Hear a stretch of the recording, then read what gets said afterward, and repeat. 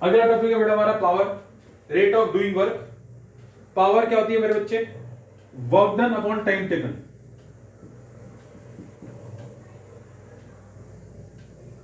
और work done आपने निकाला था W equal to QV upon time T, और Q किसके बराबर होता है? I इंटू टी के।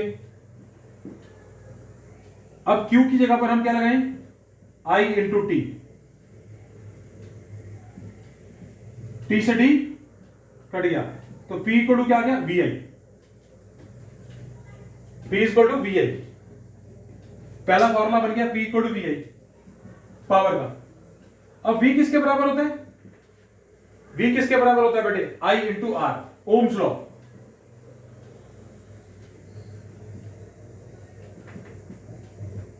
I स्क्वायर R, ये सेकंड फॉर्मूला। ये फर्स्ट, इधर हमने यूज किया V equal to IR Ohm's law के हिसाब से।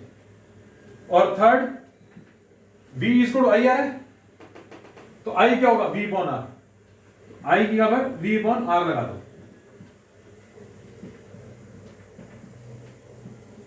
पावर का तीसरा फॉर्मूला।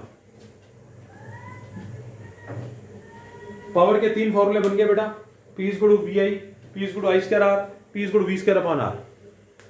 इन तीनों में से जब हम न्यूमेरिकल करते हैं तो हमें देखना होता है कि क्या गिवन है। जो गिवन होता है उसके अकॉर्डिंगली हम फॉर्मूला लगा देते हैं। ठीक है जी, ये पावर के ऊपर है।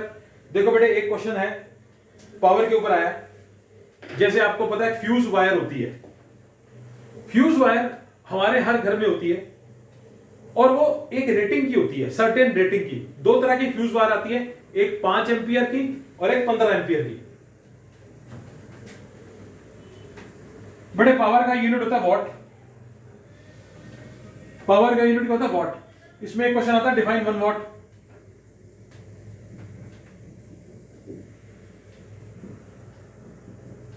तो P equal to VI, power equal to W upon T।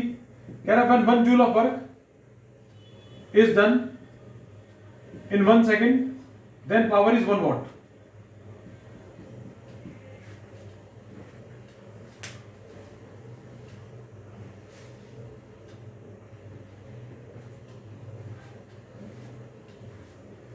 P equal to W upon T, power 1 watt कब होती है? when 1 joule of work is done in 1 second, then power is said to be 1 what.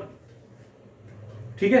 अच्छा अब एक बात सुनो, मैंने आपको बताया अभी फ्यूज वायर के बारे में। बेटे हमारे घर की जो फ्यूज वायर होती है वो दो रेटिंग की होती है, एक 5 एंपियर की और एक 15 एंपियर की।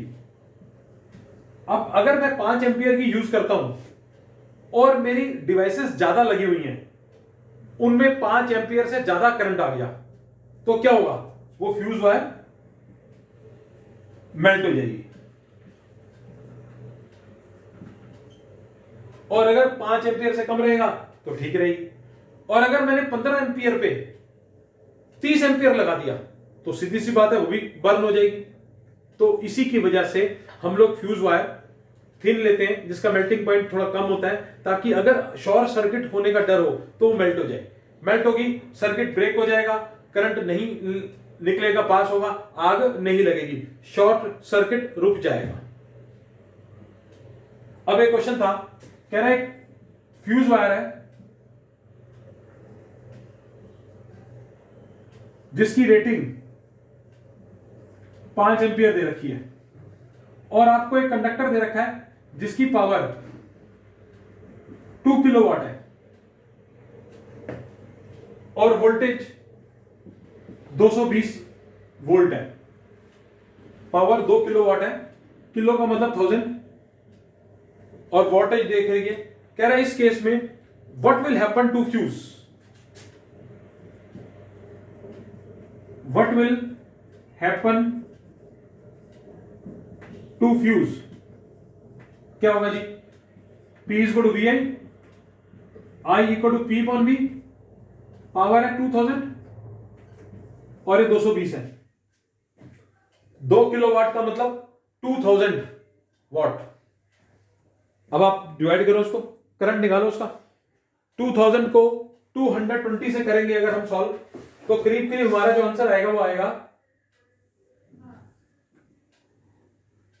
9 9 के करीब आ जाएगा, 9 वॉट के करीब, अप्रोक्सीमेटली 9 के करीब आ जाएगा। तो अब क्या हो रहा है, हमारे पास तो फ्यूज वायर थी 5 की, 5 एंपियर की, और हमने यूज कर लिया 9 वॉट, तो क्या होगा, मेल्ट हो जाएगी फ्यूज वायर, मेल्ट हो जाएगी।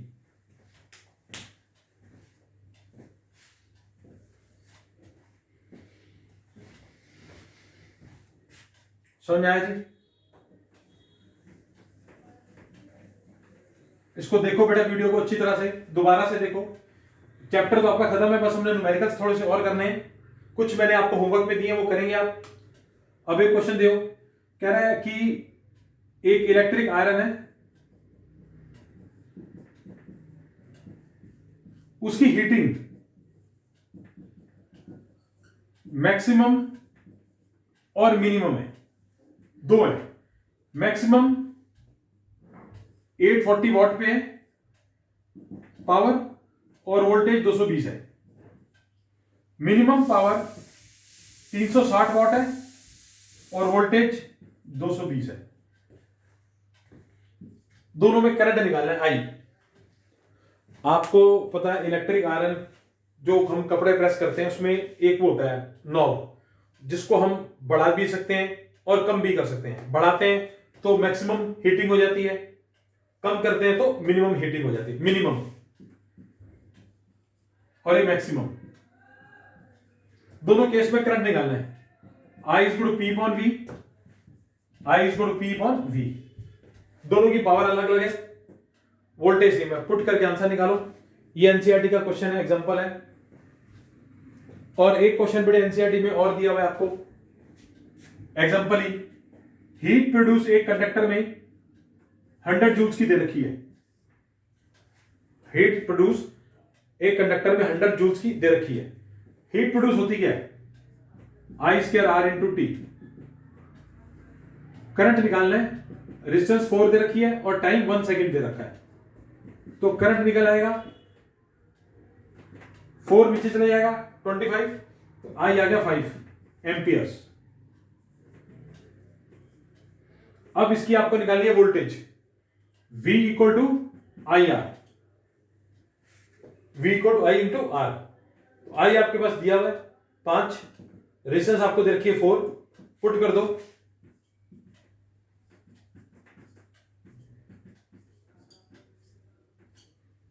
$20 वोल्ट, ये आपका आंसर आ गया। समझ आया जी? तो बेटा एक तरीके ना हमारा ना ये चैप्टर खत्म है, लेकिन अब मैंने आपको इंपॉर्टेंट न्यूमेरिकल्स कराने हैं। अब मैं एनसीईआरटी के अलावा न्यूमेरिकल्स कराऊंगा आपको, लखवीर सिंह में से रेजिस्टेंस के और भी अच्छे क्वेश्चंस कराऊंगा, ठीक है? तो आप इसको अच्छी तरह से कर लो, बाकी फिर हम नेक्स्ट क्लास में करते हैं, ठीक है? अभी इसके बाद हम ये करने के बाद, न्यूमेरिकल्स करने के बाद हम मैग्नेट को शुरू करेंगे रिवीजन के लिए।